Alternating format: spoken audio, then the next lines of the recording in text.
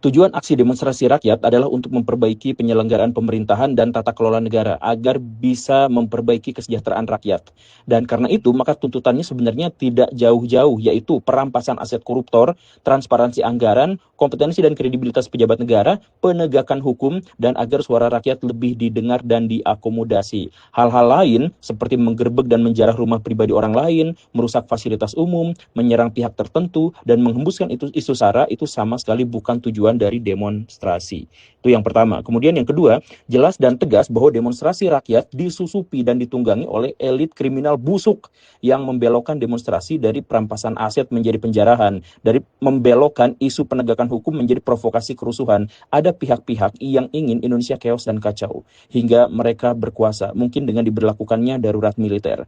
Nomor 3, maka saya sampaikan buat rakyat yang ingin demo, rapatkan barisan dan kembali pada tujuan awal demo. Musuh kita adalah koruptor dan pejabat busuk, bukan halte dan rumah pribadi. Jika ada yang memprovokasi ke arah sana, sebaiknya langsung dilawan dan diamankan. Atau tahan dulu demonstrasi demi tidak dijadikan kendaraan para provokator untuk menciptakan kerusuhan. Kemudian yang keempat, jangan dulu mencari siapa dalangnya, tetapi yang lebih penting kenali bagaimana cara kerja mereka.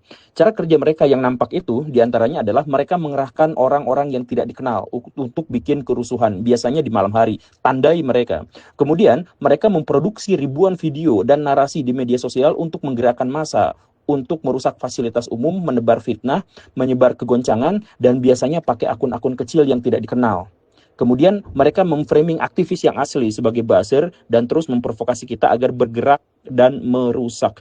Dan kemudian mereka menciptakan suasana genting dan rasa takut di tengah masyarakat dengan pemberitaan yang masif di media sosial tentang kerusuhan dan kekerasan, yang mengalihkan pandangan kita dari perampasan aset koruptor dan pembatasan wewenang pejabat menjadi kekerasan. Fokusnya ke situ. Maka yang 5, saran saya adalah mohon tahan diri dari semua ajakan merusak, baik di media sosial maupun di lingkungan kerja atau di rumah. Kemudian, buat yang demonstrasi, ingat tujuan awal.